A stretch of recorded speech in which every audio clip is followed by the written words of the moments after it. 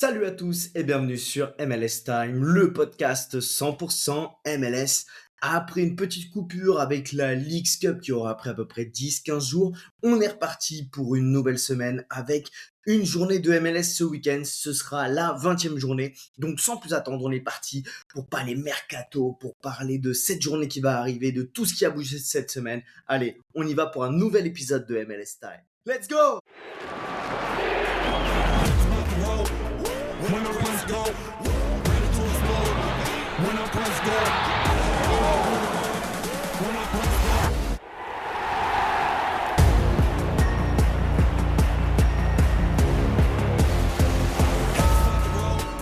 When I press go.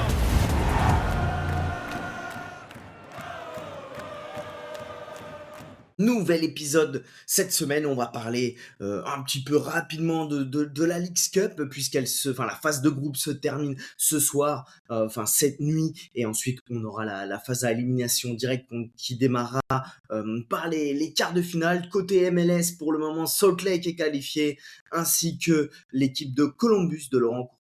Hein. On notera Laurent Courtois qui fait un super run depuis qu'il a pris l'équipe. Ça s'est vraiment redressé, voilà, une équipe qui a signé Joseph Martinez, on en parlera un petit peu après, et qui semble très très bien armée pour bien finir cette saison. Et puis bon, on a plusieurs clubs qui sont en embuscade: Chicago, Austin, LAFC, Philadelphie. Ça peut encore bouger cette nuit avec les derniers matchs qu'on aura, mais en tout cas on va revenir un petit peu sur ce qui s'est passé donc cette semaine. Côté mercato, ça a pas mal bougé, et puis bon, on fera une partie aussi pour vous présenter un peu les matchs du week-end, où ce sera un petit peu spécial pour certaines équipes qui ont beaucoup enchaîné, d'autres qui ont eu une pause, d'autres qui vont continuer en League Cup. Donc attention à ce week-end où on pourrait avoir quand même pas mal de rotation. On va démarrer au niveau des actus clubs par Miami. Bon, Miami, vous avez eu la rumeur annuelle de Neymar, comme à chaque mercato. Neymar viendrait soi-disant rejoindre Suarez et Messi. Je n'y crois plus à ces rumeurs. Franchement, je vois pas à quel moment. Il faut se dire une chose, voilà, on va partir dans le bon sens. Miami n'a aucune gamme en stock. Miami n'a aucun DP en stock. Miami, à part virer Messi, à part virer Berterame ou Casemiro, Messi, ouais, l'Inter Miami n'a aucune marge de manœuvre pour recruter. Ils ont très peu de profondeur de banc également. Je pense que cette gestion peut vraiment leur jouer des tours, donc je n'y crois pas du tout à cette arrivée de Neymar. Côté départ, on a Maxi Falcon qui serait apparemment ciblé par le club de Nacional en Uruguay. Un joueur très décevant, hein, quand même, qui a la limite de perdre sa place en défense. Et Noah Allen qui fait une très bonne saison pour le moment, serait suivi par plusieurs clubs européens. Donc lui, le défenseur assez polyvalent de 22 ans. Concernant Berterame, donc Guillermo Hoyos, le coach nous a dit qu'il était rétabli, mais qu'ils n'ont pas encore le feu vert pour le protocole commotion. Peut-être d'ici ce week-end, il a dit que ça pouvait tomber à n'importe quel moment. Du côté de Montréal, bon, vous l'avez tous vu sur les réseaux, la nouvelle, c'est qu'Alexis Sanchez rejoint donc le club montréalais il arrive libre, numéro 10, DP, jusqu'en au moins la saison, jusqu'en juin 2027, jusqu'au sprint. Alors comme je lis sur les réseaux, Alexis Sanchez, oui, c'est bien, c'est très bien. Il mettra pour moi sa 10-15aine de buts d'ici la fin de son contrat. Je trouve juste que pour un joueur de 37 ans qui n'a pas fait grand-chose l'année dernière, c'est cher payé lui donner un DP. Mais comme je le disais avec Max Truman et d'autres personnes, c'est un peu la taxe MLS, et surtout Montréal qui n'est pas très attractif sportivement, on va pas se cacher. Je pense que si Joey Saputo n'alignait pas le chèque comme ça a été un peu répété, il aurait jamais regardé l'offre de Montréal. En tout cas, ce qui est sûr, c'est que ça va faire beaucoup de bien à l'attaque de Montréal. Owuzu fera la planche, il sera un petit peu en retrait. Ça va être très intéressant, et je le dis, moi je pense qu'il va mettre sa 10-15aine de buts d'ici la fin de son contrat, pourquoi pas même contribuer à 20 buts. En tout cas, voilà, ça peut être que mieux pour Montréal sur le plan de l'attaque. Du côté de LAFC, bon, ça vient de tomber juste avant que je démarre l'enregistrement. LAFC a teasé l'arrivée d'un joueur international. Donc ça, c'est quand même une chose qui est intéressante, puisqu'on sait qu'ils sont sur Adriano Bertaccini, l'attaquant de Anderlecht. Ils avaient fait une offre de prêt avec option d'achat qui a été refusée par Anderlecht et il y a plusieurs clubs de MLS qui sont intéressés. Donc à suivre dans les heures à venir sur les réseaux, ce qui peut être amené à bouger. À l'instant où je vous parle, il y a également une information, et ça c'est une très bonne information pour le club de Houston, c'est que il se débarrasse enfin d'Ezequiel Ponce qui avait un contrat d'IP qui a été cataclysmique et il signe à Elche en Espagne, donc bon débarras, un spot d'IP libre pour Houston qui bon bah le dernier DP qu'ils ont donné c'est quand même notre ami Guilherme et ils se sont pas trompés mais Ponce c'était minable. Une autre équipe minable, et c'est celle que je supporte en MLS, c'est Atlanta. Atlanta, ça ne ressemble plus à rien en ce moment. Donc on nous a dit qu'ils pistaient Giuliano Gallopo, qui joue à River. Les deux clubs s'étaient mis d'accord. Tata Martino s'était entretenu avec le joueur, mais lui, il ne considère pas la MLS comme un championnat bien pour la suite de sa carrière. Bon, tant mieux, c'est un random. J'ai regardé un petit peu, ça ne m'emballait pas non plus. Je sais pas ce qu'ils font, hein, la cellule de recrutement d'Atlanta, je vais vous le dire à la fin. Lukaku, ça a signé à Fenerbahçe. Franchement, une équipe d'Atlanta qui n'a plus de numéro 9. À noter qu'Emmanuel Latelas a marqué pour son premier but avec l'Union Berlin. Donc, comme quoi, à suivre, hein, mais je pense que vraiment, c'est le problème, c'est Atlanta. On a également eu la signature de Mauricio Amaro à Atlanta, donc un milieu de terrain qui arrive du Defensor Sporting Club jusqu'à 2028-2029 avec une option pour la saison d'après. Et Williams Alarcon, donc Atlanta, c'est un joueur de Boca, il serait en négociation avec lui, c'est pareil, je sais pas d'où ils nous le sortent. Franchement, Atlanta, faut qu'ils arrêtent d'aller sur des joueurs sud-américains. Ils vont soit à Boca, soit à River, et c'est que des pipes. Mathias Galarza, ouais, vous avez vu hein, ce que ça donne. Hein. Il a fait 3 bons matchs à la Coupe du Monde. Au final, tout le monde a dû regarder les matchs qu'il a fait avant. Il est catastrophique. Alarcon, c'est même pas titulaire. Galarza, c'était même pas titulaire. Gallopo, c'est très moyen. Enfin, franchement, quand vous regardez l'équipe d'Atlanta et tous les Sud-Américains qu'ils ont signés depuis 3 ans, c'est 90% d'échecs. Donc, à un moment, je sais pas ce que fait la cellule de recrutement d'Atlanta, mais c'est cataclysmique. À noter qu'hier à l'entraînement, donc Amaro n'a pas encore son visa, il n'y était pas. Les absents, c'était Steven Alzate et Cooper Sanchez qui est en phase de récupération. Du côté de Charlotte, donc la bonne nouvelle, c'est que Saint-Maximin a fait ses débuts. Arito Follow est toujours absent. Dean Smith dit qu'ils ont trouvé à nouveau quelque chose au niveau musculaire et qu'il devrait être absent au maximum 2 semaines. Du côté de Saint-Louis, Holze ne s'entraîne toujours pas. Il a toujours pas son visa, c'est toujours en attente. Et Marcel Artel, vous le savez, a signé du côté de Hanovre. Vancouver, donc ils ont signé le remplaçant de Sébastien Berhalter qui est Zvetovic, qui arrive de Beograd. Écoutez, je ne connais pas, un milieu box-to-box apparemment de 21 ans, donc à suivre. Et ils vont signer un joueur qui joue en Canadian Premier League, donc Emerick Fotsing, qui a été formé à Montréal, donc joueur de 18 ans. Il y avait plusieurs clubs dessus et c'est Vancouver qui va le signer. Vancouver travaille très très bien. Vancouver va également vendre AZ Jackson du côté de Minnesota, donc ce sera un prêt avec une option d'achat.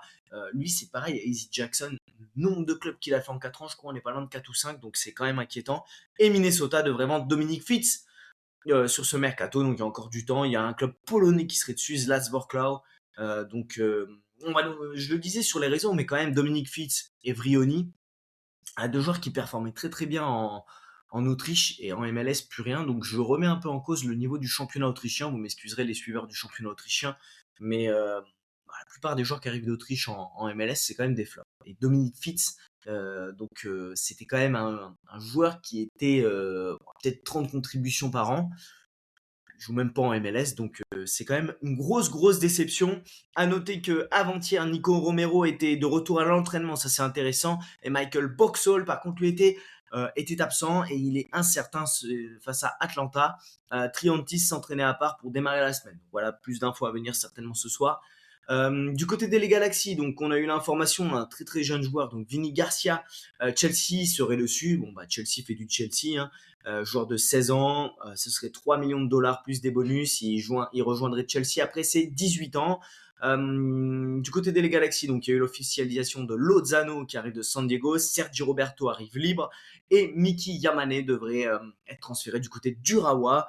Miki Yamane qui a fait 6 bons mois et après quand même relativement décevant, mais à l'image de l'équipe. Du côté de Salt Lake, donc ça y est, c'est fait. Xavier Gozo s'engage avec Crystal Palace, 15 millions de dollars, un nouveau record de vente pour Salt Lake. Du côté de Seattle, on a donc, vous l'avez vu, hein, Pedro de Las Vegas, un joueur que j'aime détester, tellement c'est un boulet, voilà, il n'y a pas d'autre mot. Joueur acheté 7 millions par Seattle, 60 matchs, toutes compétitions confondues en 2 saisons et demie, hein. C'est 34 matchs, une saison de MLS, donc ça veut dire qu'il a même pas fait l'équivalent de 2 saisons complètes de MLS. 28 titularisations seulement en 46 matchs, 11 buts, toutes compétitions confondues et 6 passes décisives. C'est vraiment, franchement, Seattle a Jordan Morris et Pedro de la Vega comme DP. Je pense que tu es dégoûté. Et de toute façon, moi, je vais le dire, je le répète tous les ans, Schmetzer, sa cellule médicale, je sais pas, mais c'est dramatique le nombre de blessés. Le nombre de blessés qu'il y a à Seattle, c'est catastrophique. Alors oui, il y a le synthétique, on nous dit ça change rien, mais je sais pas comment ils gèrent leurs joueurs, mais le nombre de blessures, c'est affolant. Seattle a reperdu cette nuit en Leagues Cup, c'est-à-dire qu'ils sont à une victoire sur les 9 derniers matchs, sinon c'est 8 défaites, c'est quand même inquiétant. Et Schmetzer, lui, se frise les moustaches, il est toujours tranquille, on lui fait confiance. Bref, à un moment, je pense que Seattle doit changer de coach à un moment donné. Donc hier à l'entraînement de la Vega, c'est donc élongation du quadriceps, c'était absent. Paul Ariola pourrait être absent 4 semaines, ça c'est pareil, blessure au mollet. Dodson et Maurice faisaient un entraînement à part du groupe, donc voilà, encore pas mal d'absents d'absents importants du côté de Seattle. Du côté des Red Bull New York, donc Gustav Berggren a été transféré au Lech Poznan. Alors on nous a dit qu'il n'y a pas eu de montant dévoilé, mais ce serait 3 ans et à peu près 500 000 dollars de frais de transfert. Donc, du côté de New England, donc Marko Mitrovic a déclaré que Luca Langoni était blessé et qu'il sera absent quelques semaines, que la tuile pour lui qui était proche d'apparemment un transfert, donc il y avait Montréal dessus et Anderlecht, je pense que ça va tomber à l'eau. Du côté de Colorado, Philippe Thorvaldsen, c'est un joueur qui est pisté, donc ils sont pas les seuls dessus, il y aurait le Cercle Bruges, c'est un ailier de 20 ans qui joue à Vålerenga, donc en Norvège. On sait que les joueurs qui arrivent de Norvège, ça réussit, même Suède, Norvège, ça réussit plutôt bien en MLS, donc affaire à suivre. Et il y a eu le transfert officialisé, vous le savez, de Lucas Errington du côté de Hull City pour 15 millions de dollars avec 5 millions de bonus et une clause à la revente de 15%. Très très intéressant ce deal pour les Rapids. Du côté de Cincinnati, la grosse actus, donc c'est Kevin Denke, partira pas. Le Real Betis veut le recruter, des discussions sont engagées avec le joueur et le club, mais Cincinnati demande au moins 18 millions de dollars avec des bonus. On sait que Hull City a fait une offre qui a été rejetée aussi par Cincinnati de 15 millions de dollars plus 5 millions de bonus. Donc je pense que c'est un joueur qui avait été acheté 15 millions, Denki, 25 ans, plutôt performant cette saison. L'année dernière, on m'avait un peu déçu, pas mal de blessures, mais du coup cette saison c'est plutôt très très bien ce qu'il fait. Donc à voir. Je pense que ça peut partir autour des 20 millions de dollars, mais est-ce qu'ils sont prêts à le laisser partir? Je ne sais pas. En tout cas, ils ont pris des infos du côté de Brenner, vous savez, leur ancien attaquant. Brenner a toujours dit qu'il voulait revenir en MLS. Pasco, ça se passe plus très bien.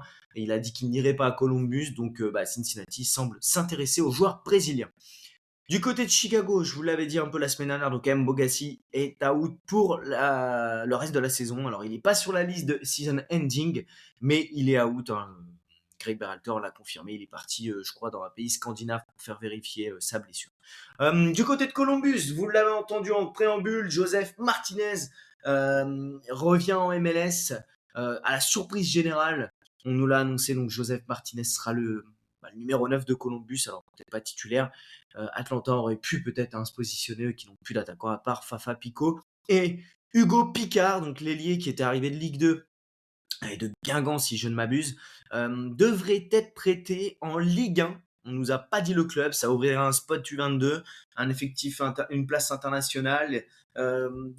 Columbus devrait prêter Hugo Picard. Alors je sais pas s'il y aura une option d'achat. Moi j'ai parié sur Lens, mais c'est vrai qu'il peut y avoir des clubs comme Brest et tout ça qui peuvent être intéressants. En tout cas, je trouve ça dommage parce que c'est un joueur qui a été très très intéressant sur ces quelques matchs dernièrement en MLS, mais je pense qu'il y a beaucoup de monde maintenant. Bryce Mendes est arrivé et ça va prendre un peu de place. Du côté de Dallas, Jonathan Sirois attirerait la convoitise de plusieurs clubs européens. Donc, affaire à suivre pour l'ancien gardien de Montréal, qui intéresse apparemment, enfin depuis plusieurs mois, on le sait maintenant, des clubs européens. Du côté d'Orlando, donc l'info hier, c'est qu'Edward Atuesta était absent de l'entraînement. Griezmann, vous le savez, a commencé sur le banc cette nuit. C'était pour le faire souffler. Donc voilà un petit peu pour l'ensemble des news de la semaine. On va passer maintenant, écoutez, au match-up du week-end. Allez, c'est parti. On est parti pour la 20e journée de MLS. Danny Bourg scores! Impossible angle! Impossible is nothing to Danny Bouanga! Avant de vous parler des différents match-ups, je vais vous donner les suspendus. Donc pour ce week-end, il y aura donc Mihai qui a pris carton rouge avec Atlanta, Valenzuela également, deuxième match de suspension. Norris du côté de Dallas, Bartlett du côté de DC, Fernandez, Mercao, attention, est suspendu avec NY CFC pour accumulation de cartons jaunes, je le répète. Nicolas Fernandez Mercao est suspendu ce week-end. Yedlin du côté de Salt Lake également et Johnson du côté de SKC. Donc ce week-end, on aura la 20e journée de MLS. Il restera une bonne quinzaine de matchs ensuite d'ici la fin du championnat de la phase régulière. Quels sont les bons match-ups? Quels sont les match-ups les plus compliqués ce week-end? On aura, pour entamer la journée 1, Atlanta, Red Bull New York. Deux équipes qui sont quand même dans le dur, même si les Red Bull New York ont gagné leur dernier match à domicile face à Orlando. Atlanta n'a plus gagné depuis 2, 4, 6, 8 matchs quand même en MLS. Clairement, je vous le dis, pour moi, Atlanta n'est pas favori, même si c'est à domicile. La cote à 1,80 pour Atlanta, je la trouve un peu basse. Et les Red Bull New York à 3,20. Si vous êtes parieur, peut-être à Red Bull New York ou nul, peuvent être intéressants. En tout cas, c'est un match où je ne vois pas de clean sheet. Peut-être Miguel Almiron peut être intéressant.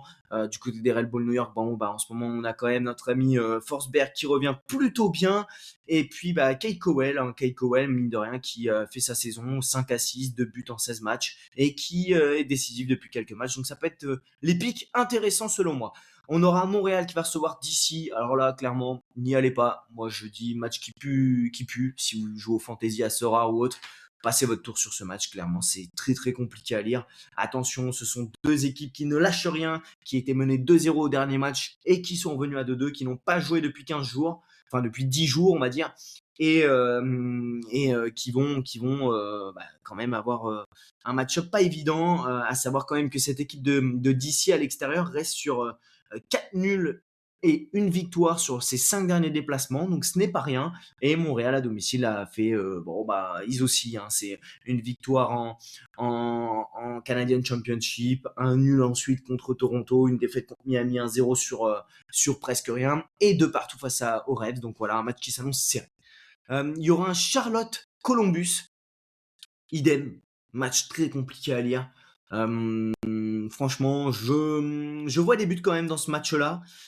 Pep Bill a été suspendu les derniers matchs, donc peut-être reposé et intéressant. Donc je pense que c'est toujours un bon pick, Pep Bill. Et puis vous avez quand même Saint-Maximin qui va être très remuant. Saint-Maximin, c'est vraiment le profil parfait qui colle à la MLS, mieux que Wilfried Zaha. Très dynamique, qui prend les espaces, qui va provoquer des pénaltys, des fautes. Franchement, si vous l'avez sur Sora, ça va faire du A, c'est très intéressant. Et on notera quand même que cette équipe de Columbus reste sur 5 matchs sans victoire. Sur ses 5 derniers déplacements, c'est 3 défaites, 2 nuls. Donc je pense que Charlotte reste quand même un petit peu favori. Donc vous l'avez entendu, Pep Bill peut être très intéressant, notre ami Saint-Maximin. Et en face à Columbus, vous avez Bryce Mendes qui est décisif à tous ces matchs, donc intéressant. On aura à 1h30 un Orlando-Cincinnati. Alors ça, c'est pareil, c'est quand même un match, deux équipes qui sont donc éliminées de la Leagues Cup, mais qui ont été plutôt intéressantes, 2 victoires chacune et une défaite. Antoine Griezmann reposé hier, donc ça c'est toujours un bon pic, il fera des points. Antoine Griezmann, Evander, vous pouvez pas passer à côté, il est en pétard, mais c'est n'importe quoi. Je sais pas si vous voyez les buts qu'il marque. Donc Evander, à tout moment, il vous décroche une frappe de 30 mètres, elle va nettoyer la lucarne. Donc, c'est un must-have si vous jouez au fantasy ou si vous pariez. Evander décisif, Evander passeur, buteur dans tous les sens du terme. Et puis, vous avez quand même le petit Kevin Denke, parce que je pense pas qu'on aura de clean sheet dans ce match. On aura un Toronto-New England. Alors là, par contre, vous voyez, je pense que il peut y avoir un 0-0 ou un match assez serré. Je suis pas sûr qu'on ait beaucoup de buts. Donc Gavran peut être très très intéressant dans les buts de Toronto. Et en face, on a Matt Turner, vous savez, qui fait tout le temps des points, mais par contre, je n'irai pas forcément sur les attaques dans ce match-là. Même si j'aime beaucoup le retour de Georgia Mihailovic du côté de Toronto, qui peut changer la donne et qui va être intéressant. On aura un Houston et les Galaxy. Est-ce que je vous fais un dessin? Est-ce que je dois vous faire un dessin et vous dire que le joueur à jouer, c'est bien sûr notre ami Guilherme qui a impliqué sur 62% des buts de Houston cette saison. Bogus revient très très bien en ce moment. McGlynn, voilà, ce sont les 3 joueurs à jouer. Jonathan Bond, parce que je pense qu'ils peuvent tenir un clean sheet, Houston. Il reste quand même sur 3 clean sheets de suite, Houston, hein, que ce soit à l'extérieur ou à domicile. Donc pour moi, ils sont ultra favoris dans ce match face à un LA Galaxy qui se cherche encore. Nashville va recevoir l'Inter Miami, 2 équipes qui sont éliminées de la Leagues Cup. Messi était de retour après le décès de son papa cette nuit. Je pense que là, on peut avoir un super match. De toute façon, ça va se jouer à la première place puisque Nashville a 40 points et Miami en a 38. Donc voilà, la première place de la conférence Est se joue. Très compliqué, mais vous le savez bien, Messi, on le met les yeux fermés. Luis Suarez, qui a été suspendu pendant la League Cup, a eu le temps de se reposer et ça peut être très intéressant. Puis en face, Nashville, vous savez qu'il y a du monde, il y a les défenseurs, même si là, ça risque de pas de faire un clean sheet. Mais vous avez Espinoza, vous avez Sturridge qui peuvent être intéressants. Mouktar a méfiance, c'est quand même très très décevant son scoring depuis que Espinoza est là. Déjà qu'il faisait pas de A, là il fait du A négatif. Un des matchs que je préfère à 3h30 pour le clean sheet, c'est limite mon spot préféré, c'est Colorado Rapids qui reçoit SKC. Et là, clairement, Hanson dans les buts, c'est vraiment un des meilleurs spots selon moi. Euh, c'est une équipe, vous le savez, hein, qui reste quand même sur 2 clean sheets à domicile contre San Diego Austin, qui ont quand même des arguments offensifs. Ça va être SKC en face, même si on a notre ami du Belgique qui peut marquer à tout moment. C'est une équipe qui a pris 6 buts sur ses 2 derniers matchs et qui n'en a pas mis le moindre et qui est quand même à la dérive. Donc voilà, clairement, dans ce match-là, vous avez Hanson dans les buts, Rafael Navarro, qui vont être très très intéressants à jouer. On aura un Salt Lake, Minnesota. Alors là, c'est pareil, Salt Lake est en très très grande forme. Ils ont cartonné hein, clairement dans cette Leagues Cup. Ils ont loupé leur premier match. Enfin, ils ont loupé. Ils perdent au tir au but contre Tigres, mais ça se joue à rien. Et ensuite, ils ont mis 4-0 à Atlante et 3-0 à l'équipe de Juarez. Clairement, une équipe avec un Guilavogui qui revient très très bien, 3 fois décisif sur ses 3 derniers matchs. Diego Luna, Solence. Donc voilà, des spots très intéressants. Je pense que c'est vraiment à jouer. Face à eux, Minnesota qui a gagné contre Atlante, qui n'est pas une des meilleures équipes du Mexique, mais qui avant ça était en grande, grande difficulté et qui l'est toujours, je le pense. Donc vraiment, Salt Lake, bon match-up, Cabral a tenté. Mais voilà, les joueurs offensifs dont je vous ai parlé, c'est vraiment eux qui sont intéressants. On aura un LAFC San Diego et ça va être intéressant. LAFC saura cette nuit si oui ou non ils sont qualifiés pour le prochain tour en Leagues Cup. Ça paraît très compliqué avec 2 victoires au tir au but et une victoire 1-0 contre Toluca. Mais voilà, c'est une équipe très très solide de LAFC. San Diego, face à eux, c'est pareil, ça a gagné ces 2 derniers matchs de Leagues Cup, mais ça ne suffit pas. En tout cas, on a 2 équipes. San Diego semble se retrouver un peu. LAFC est invaincu depuis maintenant 2, 4, 6, 8, 9 matchs invaincus. C'est une équipe qui est menée par un Denis Bouanga, par un Hung-Min donc très intéressant les deux. Si vous les avez, vous le savez toujours apprendre. Et en face, vous avez Anders Dreyer, même si je pense que le clean sheet peut tenir du côté de l'AFC avec un Porteus et un Lloris dans les buts. San José va recevoir Saint-Louis. Ça m'intéresse de voir Saint-Louis sans Marcel Artel, puisque vous le savez, Marcel Artel était revenu vraiment en grande forme. Saint-Louis qui est quand même invaincu depuis un bon moment, depuis le 10 mai. Ça fait 2, 4, 6, 8, 10 matchs qu'ils sont invaincus. Face à eux, on a une équipe qui n'a pas gagné depuis 4 matchs. Donc cette équipe de San José, ils ont pris 4 buts contre Cincinnati, 4 buts contre Orlando, 2 buts contre Tijuana et ils ont fait un nul contre LA Galaxy à domicile. Donc pour moi, on a une équipe vraiment de Saint-Louis qui a sa carte à jouer dans ce match. À voir, comme je vous l'ai dit, méfiance, sans Marcel Artel. Mais c'est une équipe qui peut les embêter. Edouard Lewin revient très très bien. Donc affaire à suivre, même si j'irai pas mettre ma main à couper que Saint-Louis va remporter ce match. En tout cas, la cote à 3 est très très belle. Dans la nuit de dimanche à lundi, on aura des matchs. Donc Chicago va recevoir Portland. Et ça m'intéresse. Chicago à 1,41. Chicago qui est qualifié qui n'est pas qualifié pour la prochaine Leagues Cup puisqu'ils doivent gagner leur dernier match contre Cruz Azul, donc ils pourraient être qualifiés de leur côté. Donc cette équipe des Portland Timbers n'est pas qualifiée, ils ont perdu 3-1 contre Club America. Mais on a quand même une équipe de Portland qui s'est retrouvée depuis qu'il y a plus l'ancien, coach, bidon Neville, et on a une équipe de Chicago en forme avec un Robert Lewandowski qui est en forme, un Zinchenko, un Robin Lod. Moi, celui que j'adore du côté de Portland, c'est Velde. Velde, j'adore, il tire tous les coups de pied arrêtés, décisif quasiment à tous les matchs. Donc voilà, plutôt les spots offensifs, et si Chicago se qualifie, méfiance, parce que ça veut dire que il y a possibilité qu'il fasse tourner et que cette équipe de Portland est un très très beau coup à jouer. On aura un NYCFC Philadelphie, comme je vous l'ai dit. Nicolas Fernandez Mercado est suspendu. C'est le gars qui est impliqué sur quasiment tous les buts. Et Philadelphie est en forme, s'est retrouvé. Ils ont perdu Cruz Azul, mais ils ont gagné contre Necaxa. Ils ont encore un match cette nuit à jouer en Leagues Cup face à l'équipe de Santos Laguna à domicile. Donc voilà, c'est deux équipes qui vont être intéressantes, match assez équilibré. Pourquoi pas un match nul ou un petit 1 partout 0-0, ça peut se tenter, ça sera un match en tout cas équilibré selon moi.